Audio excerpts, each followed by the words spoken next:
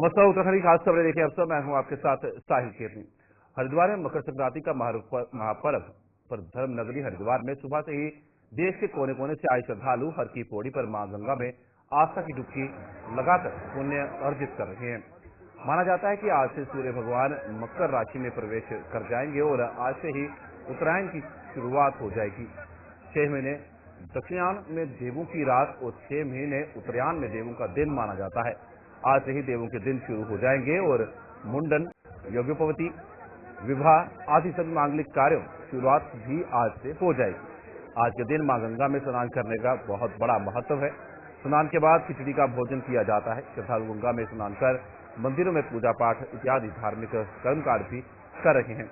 मकर संक्रांति के स्नान पर आने वाले श्रद्धालुओं की सुविधा को लेकर पुलिस प्रशासन ने सुरक्षा के इंतजाम किए हुए हैं। पूरे मेला क्षेत्र को 8 जोन और 28 सेक्टर में बांटा गया है। साथ ही ट्रैफिक प्लान भी लागू किया गया है। पूरा मेला क्षेत्र सीसीटीवी कैमरों से निगरानी की जा रही है। आज पूर्णिमा और मकर संक्रांति का स्नान है और हम प्रयागराज को जा नहीं पाए कुंभ के मेले में, इसलिए हम आज यहाँ पे आ गए हैं। आज के दिन तीनों नक्षत्र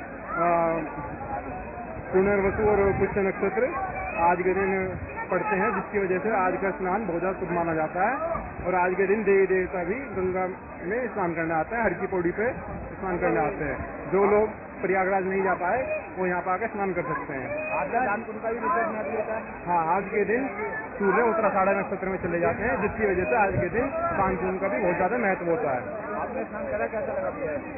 यहाँ पे हमने स्नान करा, बहुत अच्छा है और बिल्कुल साफ सुथरा जल है और बिल्कुल साफ सुथरी गंगा जी है यहाँ पे। आज भगवान सूर्य नारायण मकर राशि में प्रवेश कर जाते हैं। उसी दिन को हम मकर संक्रांति के रूप में मनाते हैं, अर्थात दक्षिण में विजय प्राप्त कर भगवान सूर्य नारायण और उत्तर की ओर प्रवेश कर जाते हैं। अर्थात आज से जो खुशहाली का दिन, आज से पवित्रता, शुचिता, हमारी गेहूं इत्यादि की बालियां, जिस प्रकार खेतों का लहराना और विभिन्न प्रकार के जो पुण्यात्मक कार्य हैं, सृजनात्मक कार्य हैं, उन सभी का सृजन आज के दिन से हो जाता है। क्योंकि हम लोग प्रत्यक्ष देव भगवान श्री नारायण की पूजा करते हैं, सूर्य नारायण की पूजा का पर्व है। आज भगवती गंगा में स्नान करने का पर्व इसी प्रकार है जिस प्रकार 10 अश्वमेध यज्ञ का फल एक बार गंगा में करने से मिलता है, तो एक बार आज ही के दिन मकर संक्रांति में स्नान करने से मिलता है। क्योंकि प्रयागराज में कुंभ हो रहा है। कुंभ सनातन धर्म का वो सबसे बड़ा उत्सव है, जब सभी लोग अपने सभी कार्य छोड़कर तमाम लोग सब उस प्रयागराज उस संगम के तट पर इकट्ठित होते हैं। प्रत्यक्ष अप्रत्यक्ष रूप से देवी देवता भी इसी पवित्र स्नान को करने के लिए उस प्रयागराज कुंभ पर स्नान करने के लिए आते हैं। कंदराओं में बैठे हुए वो ऋषि मुनि भी वो आज के दिन वहां पर स्नान करने के लिए पहुंचते हैं। तो निश्चित ही अपने आप में एक उत्साह का सृजन करने वाला उत्तरायण का ये पर्व, जिसे हम लोग हिमाचल, जम्मू, अलग अलग प्रांतों में अलग अलग प्रकार के नामों से जानते हैं। उत्तराखंड में 15 जनवरी के बाद एक बार फिर मौसम का मिजाज बदलेगा। मौसम विभाग ने 15 जनवरी की रात से प्रदेश भर में बादल छाए रहने का पूर्व अनुमान जताया है। मौसम विभाग के निर्देशक विक्रम सिंह ने बताया कि 16 जनवरी से प्रदेश के मैदानी इलाकों समेत पर्वतीय जिलों में हल्की से मध्यम वर्षा होगी, जबकि 3000 से अधिक ऊंचाई वाले पर्वतीय क्षेत्रों में बर्फबारी के आसार बन रहे हैं। उन्होंने बताया कि 14 और 15 जनवरी को मौसम साफ रहेगा, लेकिन 15 की रात से मौसम में बदलाव होने की संभावना है। मौसम निदेशक विक्रम सिंह ने बताया कि उत्तराखंड के मैदानी जिले हरिद्वार और उधम सिंह नगर में सुबह के वक्त घना कोहरा छाया रहेगा। इसके अलावा रुद्रप्रयाग, चमोली, उत्तरकाशी, पिथौरागढ़, बागेश्वर, अल्मोड़ा और नैनीताल जिलों में 16 जनवरी को हल्की बर्फबारी होने की आशंका है, जिससे प्रदेश के पर्वतीय जिलों के साथ साथ मैदानी जिलों में सुबह और शाम तापमान में गिरावट दर्ज की जाएगी। उन्होंने बताया कि फिलहाल 2 दिन प्रदेश भर में मौसम साफ रहेगा और धूप खिली रहेगी। कुमाऊं की काशी के नाम से विख्यात बागेश्वर जिले का प्रसिद्ध ऐतिहासिक, धार्मिक, पौराणिक उत्तरायणी मेला 2025 का उद्घाटन प्रशासनिक व्यवस्थाओं के बीच आयुक्त कुमाऊं मंडल दीपक रावत द्वारा किया गया। बाबा बागनाथ मंदिर के सरयू और गोमती तट पर ऐतिहासिक मेला कुली बेगार आंदोलन की याद में हर वर्ष आयोजित किया जाता है। उत्तरायणी मेले के उद्घाटन में पूर्व स्थानीय स्कूली बच्चों और स्थानीय लोगों ने पारंपरिक वेशभूषा में बागेश्वर नगर में प्रभात फेरी और झांकी निकालकर ऐतिहासिक मेले को सफल बनाने का प्रयास किया। झांकी में आर्मी बैंड ने जहां देशभक्ति का जोश भरा, तो कलाकारों व स्कूली बच्चों ने स्थानीय पारंपरिक संस्कृति के साथ ही विविध प्रांतों की संस्कृति की छटा बिखेरी। झांकी तहसील परिसर से शुरू होकर नुमाइश मैदान में जाकर समाप्त हुई। पहले तो उत्तरायणी की आप सबको बहुत बहुत शुभकामनाएं।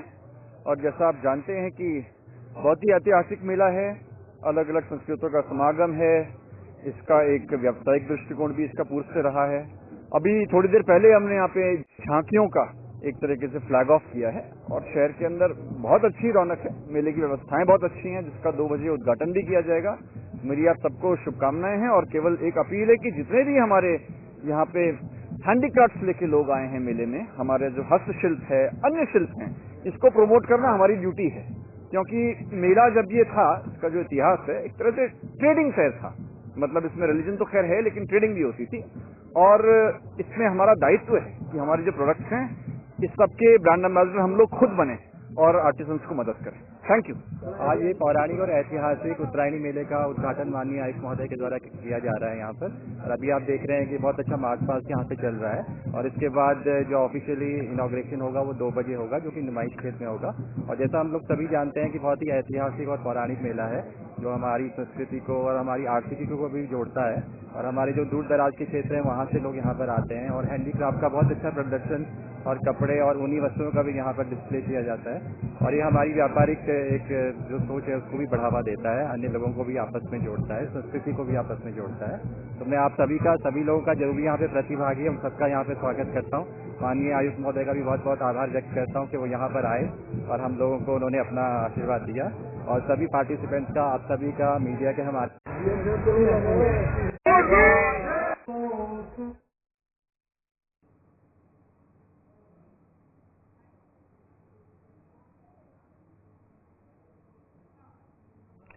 पौड़ी बस हादसे के बाद स्वास्थ्य व्यवस्थाओं पर लगातार सवाल खड़े होने लगे हैं।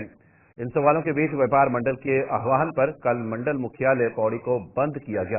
इसके साथ ही व्यापारियों के साथ आमजन लोग कलेक्ट्रेट पहुंचे व प्रदेश सरकार के खिलाफ जमकर नारेबाजी की।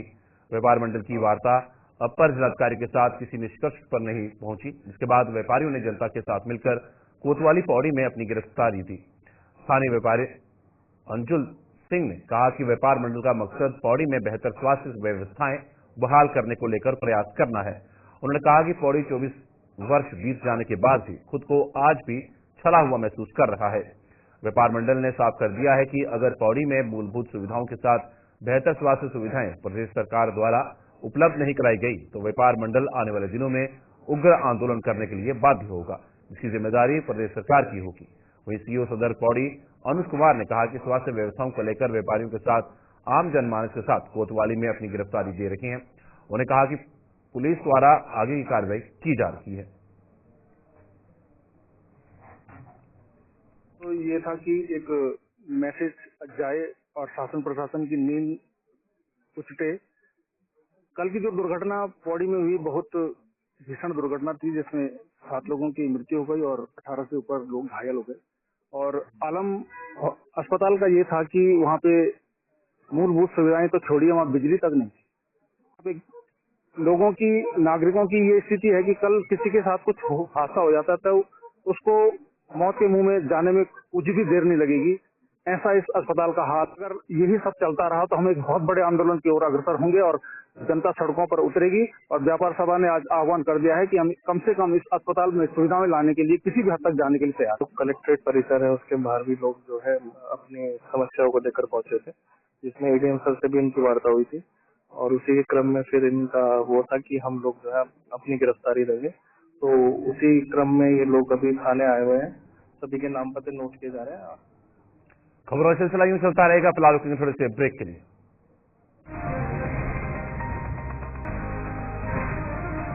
के बाद एक बार फिर से आपका स्वागत है और बात करते हैं मकर संक्रांति को लेकर और महाकुंभ को लेकर। मकर संक्रांति के मौके पर महाकुंभ में श्रद्धालुओं की भारी भीड़ उमड़ रही है।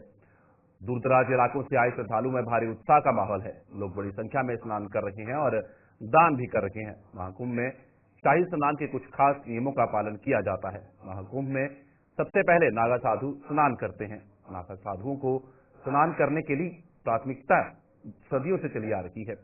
इसके पीछे एक धार्मिक मान्यता है। इसके अलावा गृहस्थ जीवन जीने वालों को महाकुंभ में स्नान नियम कुछ अलग हैं। गृहस्थ लोगों को नागा साधुओं के बाद ही संगम में स्नान करना चाहिए।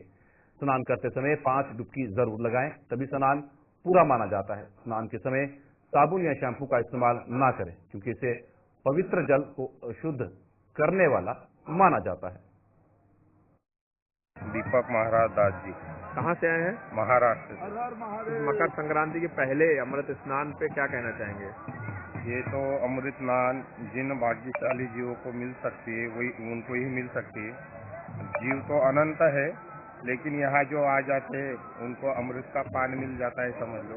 जैसे मंथन के समय में अमृत गिरा 4 जगह, तो 4 जगहों का अमृत अभी यहाँ आने से, मकर संक्रांति की स्नान करने से सबको प्राप्त हो जाता है, जीवन धन्य हो जाता है। मैं अयोध्या से आया हूँ। क्या नाम है? श्याम मुरारी गोस्वामी। दर्शन हो गए आपके? जी। स्नान स्नान भी हो गया। कैसा अनुभव है आपका? बहुत अच्छा, व्यवस्था बहुत अच्छी है। हम प्रयागराज लोकल ही। अच्छा, क्या नाम है? आशुतोष। मकर संक्रांति के पर्व पे स्नान किया है आपने, क्या कहना चाहेंगे? बहुत अच्छा लगा सर, बहुत। इस बार तो बहुत अच्छी व्यवस्था है, ज्यादा चलना भी नहीं पड़ रहा है। थोड़ा बहुत है जहाँ तक नहीं आ पा रही है साधन वगैरह, लेकिन बहुत बढ़िया सुविधा है। और अच्छा, आप प्रयागवासी है, इस समय करोड़ों लोग हैं आपके शहर में। जी जी सर, बिल्कुल। क्या कहना चाहेंगे? बहुत ही अच्छा लग रहा है, इतने अच्छे शहर में इतना अच्छा उत्साह और मनोबल लोगों का बढ़ा है, इतना अच्छा प्रभाव सनातन धर्म के ऊपर इतना अच्छा वो हो रहा है। क्या कहना चाह रहे हैं? बढ़िया आनंद आ रहा है, उम्मीद में अच्छी व्यवस्था करी है, बढ़िया आने जोने की, जनता की सेवा को सब आनंद आ रहा है। अच्छा, बहुत आनंद आ रहा है, बहुत बढ़िया। करोड़ों लोग हमारी जिंदगी में कभी नहीं देखा है, सब देख रहे हैं। करोड़ों लोग हैं इस समय अरे महाकुंभ में। बहुत करोड़ों बड़ी और ज्यादा होंगे सर, बहुत भीड़ है। 12 जिला। क्या नाम है? कालूगिरी। तो मकर संक्रांति के पर्व पे स्नान हो गया, अब करबे जाए। कैसा लग रहा है? अच्छा, बहुत बढ़िया, कुछ और कहना चाहेंगे? बहुत बढ़िया, सुंदर। यहाँ का माहौल पब्लिक भी बहुत है, बहुत सुंदर दृश्य है, देखने लायक। ठंडा पानी है? पानी ठंडा नहीं है, बहुत गर्म। गर्म पानी है, आनंद है। बहुत अच्छा, बहुत अच्छा। आप कहाँ से आए हैं? चेन्नई, बैंगलोर, हैदराबाद, अहमदाबाद एंड राजस्थान। तो आप माननीय मुख्यमंत्री जी को धन्यवाद करते हैं? माननीय प्रधानमंत्री जी को धन्यवाद करते हैं? धन्यवाद, धन्यवाद।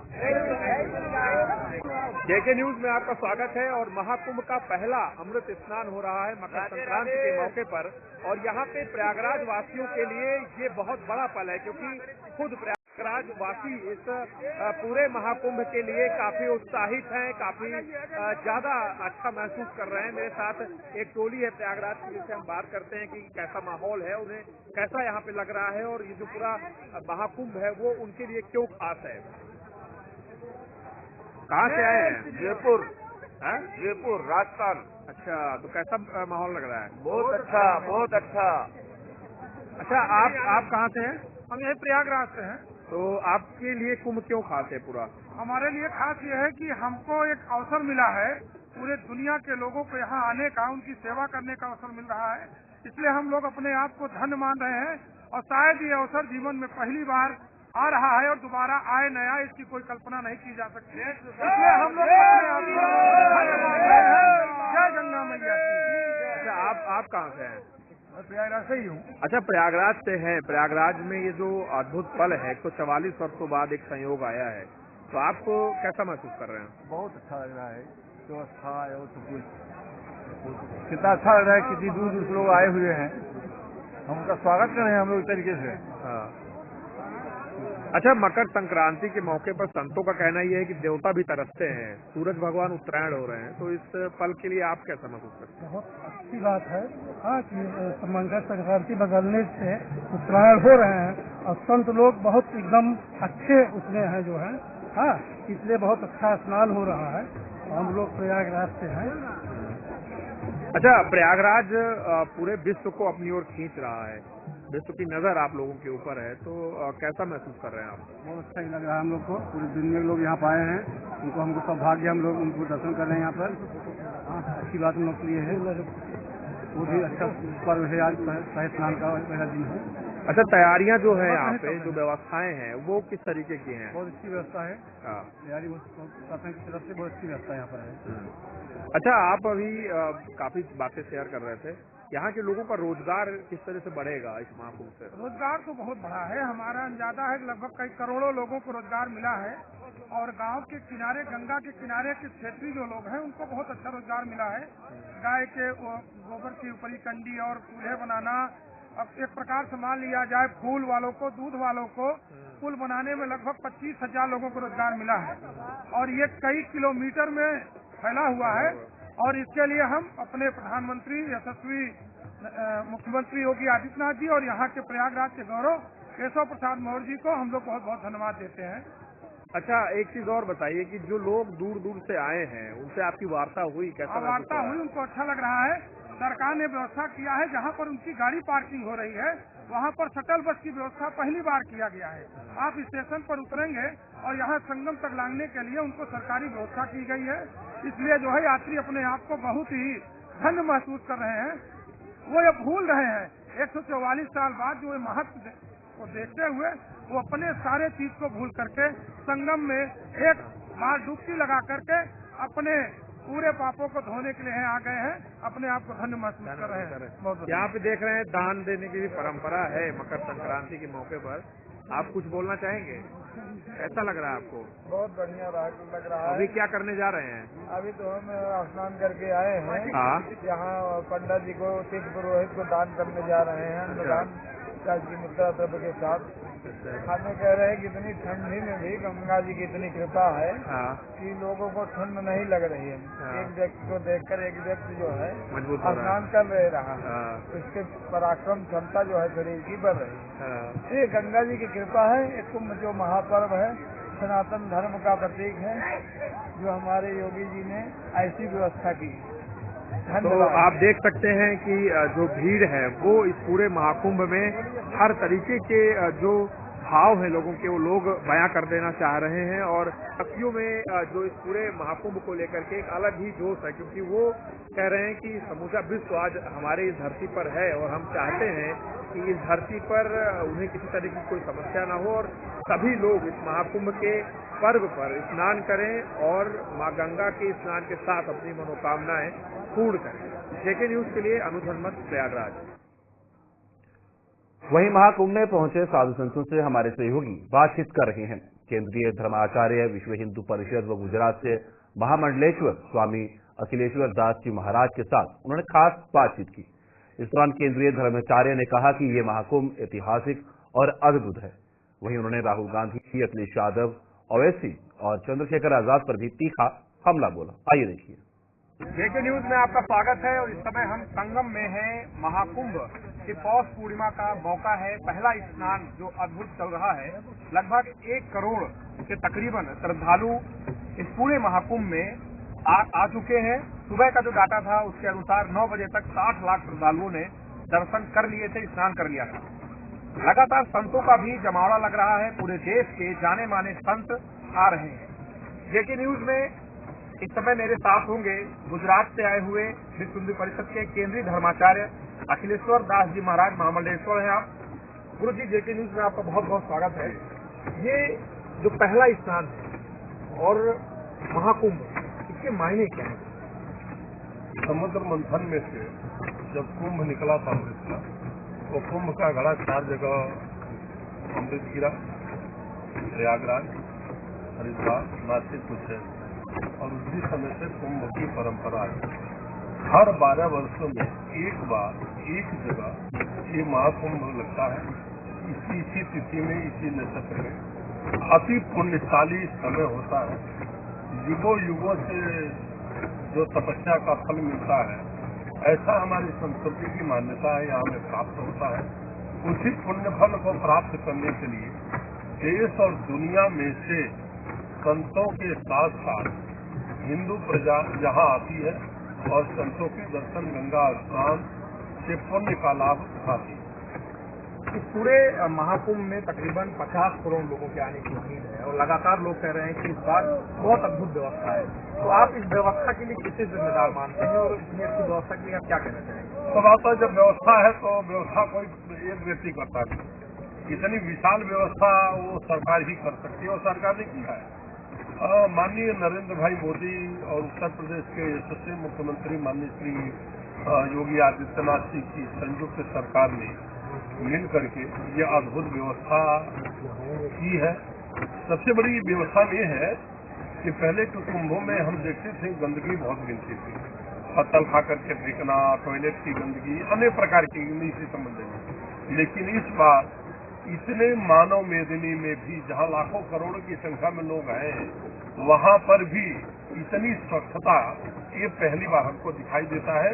इसके लिए, इस व्यवस्था के लिए उत्तर प्रदेश सरकार और केंद्र सरकार को सभी संतों के तरफ और मेरी तरफ से खूब खूब अभिनंदन। अच्छा महाराज, जो लोग ये कह रहे हैं नकारात्मक रूप से कि सिर्फ जिन लोगों ने पाप किया है वही इस कुंभ में जाएंगे, ऐसे लोगों को क्या संदेश है? उल्लू को सूर्य नहीं दिखाई देता है तो क्या सूर्य का उदय नहीं होता है? उल्लू की आंखें ही ऐसी है कि उनको सूर्य नहीं दिखाई देता है। तो जिनकी मानसिकता ऐसी है उनको तो दिखाई देगा। ये पाप और पुण्य का विषय है। हमारे हिंदू समाज में हमारी संस्कृति पाप और पुण्य की विषय नहीं बताती है।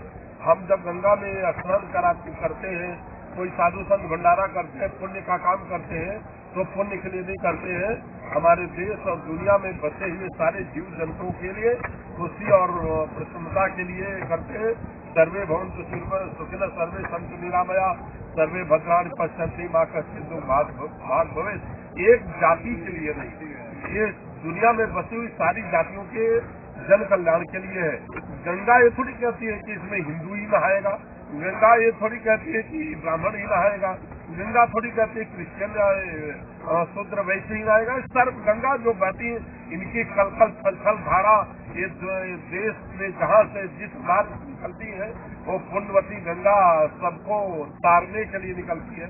पुण्य और पाप का विषय एक तरफ रहा, लेकिन ये गंगा के रहने से हमारे देश में गंगा भी एक नदी है। गंगा के रहने से लाखों लाखों किसान ये गंगा के खलखल धारा से प्रभावित है। उनको उनका जल मिलता है, जल मिलने से वो खेती अच्छी होती है, हमारे देश की इकोनॉमी आगे बढ़ती है। ये गंगा का तो प्रत्यक्ष फल है। तो गंगा ने नहीं कहा कभी मैं इधर से, लेकिन ये गंगा के रहने से हमारे देश में गंगा भी एक नदी है। गंगा के रहने से लाखों लाखों किसान ये गंगा के खलखल धारा से प्रभावित है।